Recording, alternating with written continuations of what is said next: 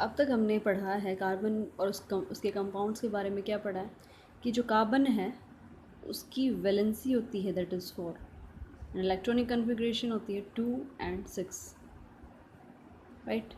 और बॉन्डिंग की अगर बात करें तो कार्बन के अंदर होती है कोवलेंट बॉन्डिंग, राइट। और कोवलेंट बॉन्डिंग क्या होती है, आयनिक बॉन्ड क्या होते हैं, ये सब अब तक हमने पढ़ा, ठीक है। Now the allotropic forms of carbon. Allotropic forms of carbon को देखने से पहले बताते हैं कि एलोट्रोफी क्या होती है। What is allotropy?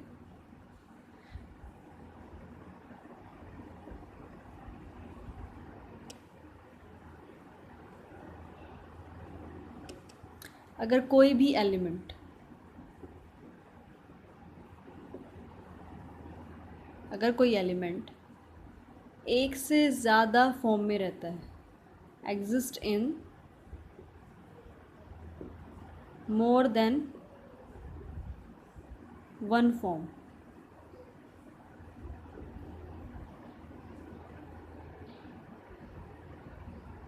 उसको हम बोलते हैं उसकी एलोट्रोपिक फॉर्म्स। सो मतलब क्या है कि जो एलोट्रोपिक फॉर्म होंगी उसके अंदर उसकी जो फिज़िकल प्रॉपर्टी है, फिज़िकल अपीयरेंस है, वो फिज़िकली डिफरेंट होगा। अपीयरेंस में हो सकता है या फिर in any case basically appearance में जो है वो अपीयरेंस में डिफरेंट होगा, केमिकली डिफरेंट नहीं होगा। केमिकली वो क्या होगा, सिमिलर होगा अपनी एलोट्रोपिक फॉर्म से।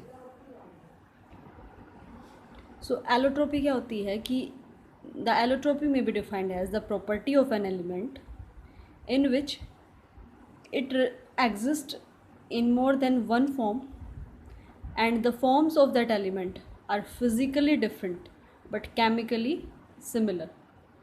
So उसी तरह कार्बन भी तीन एलोट्रोपिक फॉर्म्स में जो है वो एग्जिस्ट करता है। कौन कौन सी? First is diamond, second is graphite and third one is fullerene. So these are the three allotropic forms of carbon. So देखो कार्बन की allotropic form जैसे डायमंड है, it is a shining crystal,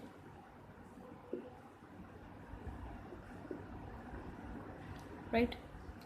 It is also shining surface having, it's also having a shining surface, but it is black in color. Fullerene haven't any shining surface but it is also black in color. तो इन तीनों इलेक्ट्रोपिक forms की जो appearance है वो एक दूसरे से different है। और अपीयरेंस डिफरेंट होने का कारण क्या है? तीनों की ही कंपोजिशन जो है प्योर कार्बन से मिलके बने हैं। डिफरेंस किस वजह से है? उनकी इन कंपाउंड्स के अंदर है, कंपाउंड नहीं कहेंगे, इन फॉर्म्स के अंदर जो कार्बन की अरेंजमेंट है वो डिफरेंट है, जिनके कारण इनकी अपीयरेंस जो है वो अलग अलग दिखाई देते हैं। और अपीयरेंस अलग अलग इतनी ज़्यादा अलग है कि देखो जो डायमंड है it is the hardest element and graphite is quite softer, it is a shining crystal and it is black in color. So just a little bit difference in the arrangement of carbon atom, they are very different from each other. So इनकी allotropic form को थोड़ा सा brief में पढ़ते हैं. So first of all diamond as you know that it is the hardest element या फिर hardest crystal है जिससे हम ग्रेनाइट को भी काट सकते हैं, ठीक है, या फिर काटने के लिए इस्तेमाल करते ही हैं। सो डायमंड के ब्लेड का इस्तेमाल होता है जो ग्रेनाइट है उसकी कटिंग के अंदर, right. So diamond is the hardest element and it is in the form of A crystal, और ये क्रिस्टल फॉर्म में मिलता है और ये क्रिस्टलाइन सॉलिड है, राइट। हमने बात की थी कि जो एलोट्रोपिक फॉर्म्स हैं कार्बन की, वो एक दूसरे से डिफरेंट है in the sense of their structure. तो वो स्ट्रक्चर कैसी है? अगर डायमंड की स्ट्रक्चर की बात करें, so diamond is also have made, it is composed of only carbon atoms. तो कार्बन एटम की अरेंजमेंट कैसे होगी डायमंड में, जिसके कारण ये एक शाइनिंग क्रिस्टल की तरह दिखाई देता है। So it is like this. सही, ये कार्बन है। अगर हम एक कार्बन एटम को डॉट से डिनोट करें, तो जो एक कार्बन है वो, इसकी वैलेंसी क्या है? 4 कार्बन से अटैच्ड। तो इस कार्बन की वैलेंसी जो है वो कंप्लीटली ऑक्यूपाइड है। वैलेंसी का मतलब क्या है? Combining capacity of an element. तो एक कार्बन एटम 4 एलिमेंट से कंबाइन हो सकता है, और जो यहाँ पे जो कार्बन है 4 कार्बन से ऑलरेडी अटैच्ड है, तो इसकी वैलेंसी कंप्लीट है। इसी तरह से नेक्स्ट जो कार्बन है वो भी 4 कार्बन एटम से अटैच्ड होंगे, that is 1 already it has been, 2 and 3, 4, right? And in the similar way, this carbon is also get attached with 4 more carbons, and also this carbon will be attached with 1, 2, 3 and 4। इस तरह से जो carbon है, हर एक carbon जो है 4 carbon atom से attach होता है। तो इसकी फाइनल स्ट्रक्चर कुछ ऐसा दिखाई देती है कि हर एक कार्बन जो है 4 कार्बन एटम से अटैच होगा। लेकिन अगर ग्रेफाइट की बात करें,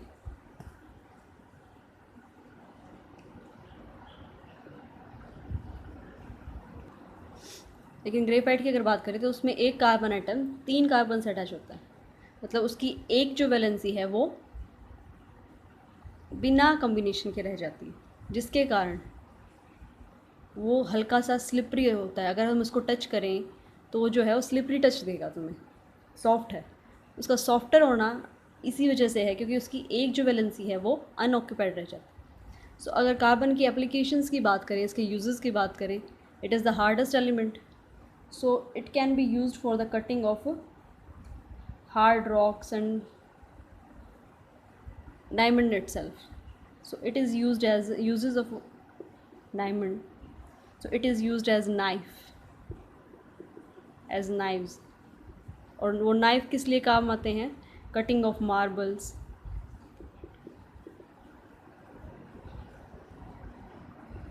like granite is also the hardest rock, right? So it can be cut it down in small pieces and the required shapes by using the knives of diamond, right? उसके बाद it is and also used for the surgical knives as well। जो surgical knives होते हैं, some special type of knives, उनमें भी जो diamond का इस्तेमाल होता है। And also in jewellery as well, being shining in nature, being shining crystal, it is used in jewelries। So diamond can be used because of its hardest nature for cutting the marbles as knives, surgical knives and jewelry। now अगर बात करें graphite की, graphite is another allotropic form of carbon, and it is also has shining surface but it is black in color। और इसके use की अगर बात करें तो ये हम कहाँ यूज़ करते हैं? बेसिकली हमने इसको पेंसिल के लेड के अंदर देखा है, राइट? सो इसका अगर मेल्टिंग पॉइंट या फिर ऑल्सो वन और थिंग, ग्रेफाइट के एक्सेप्शंस में हमने पढ़ा था पीरियोडिक प्रॉपर्टीज़ में कि it is a good conductor of electricity. और ये गुड कंडक्टर ऑफ इलेक्ट्रिसिटी क्यों है, इसका भी फंडा उसकी स्ट्रक्चर से ही है, क्योंकि इसकी एक वैलेंसी जो है वो अनऑक्यूपाइड रह जाती है, और इलेक्ट्रिसिटी को फ्लो करने के लिए क्या ज़रूरत है, फ्री इलेक्ट्रॉन्स की। और ग्रेफाइट के अंदर क्या है, एक फ्री इलेक्ट्रॉन प्रेजेंट है, तो इसीलिए ये गुड कंडक्टर हैं इलेक्ट्रिसिटी के। ओके, अगर ग्रेफाइट के यूजेस की अगर हम बात करें, it can be used as electrode in sales.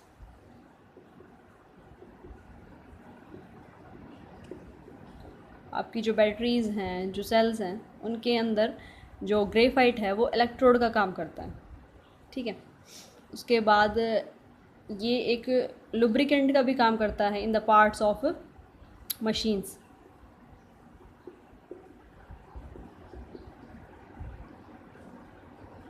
Right, and graphite is also used as moderate the speed of fast moving neutrons in nuclear reactions. So जो न्यूक्लियर रिएक्टर होता है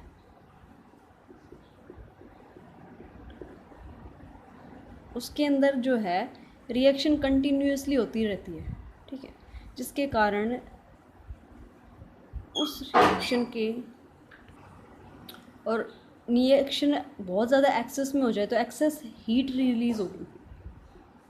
एक्सेस हीट को या फिर एक्सेस रेट को, जो उसका जो इतना फास्ट रेट है रिएक्शन का, उसके अंदर एक्सेस हीट को कंट्रोल करने के लिए क्या है, ग्रेफाइट की रॉड्स का इस्तेमाल होता है, ठीक है, जो न्यूक्लियर रिएक्टर के अंदर जो रिएक्शंस हो रही हैं उनको स्लो डाउन करने के लिए, उस रिएक्शन को कंट्रोल करने के लिए। So graphite is used as that reaction controller in nuclear reactor as well. So अगर डायमंड और ग्रेफाइट के अंदर कंपैरिजन करें हम,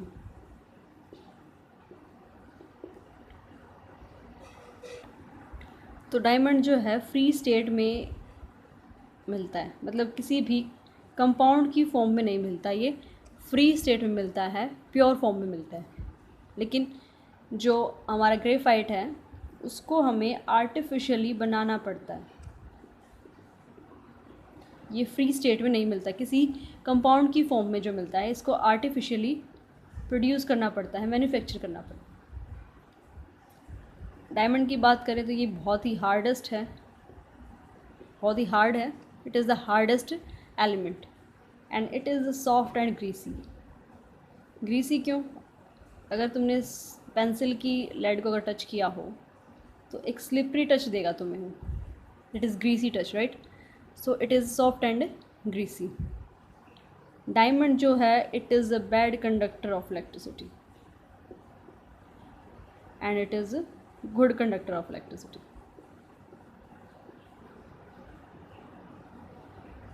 अगर इसकी बात करें तो ये ट्रांसपेरेंट होता है, डायमंड जो है ट्रांसपेरेंट होता है, क्रिस्टलाइन होता है, क्रिस्टल लुक देता है, लेकिन इट इज़ ओपेक, ये ट्रांसपेरेंट नहीं होता, ब्लैक कलर का सब्सटेंस होता है।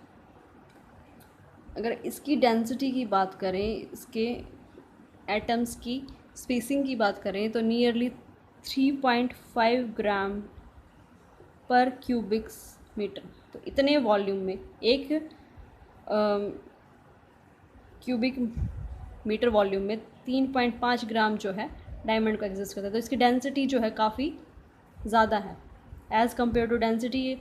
अगर ग्रेफाइट की बात करें तो 2 से 2.25 के बीच में होती है, इतने ग्राम्स पर cubic centimetre, it is in metres.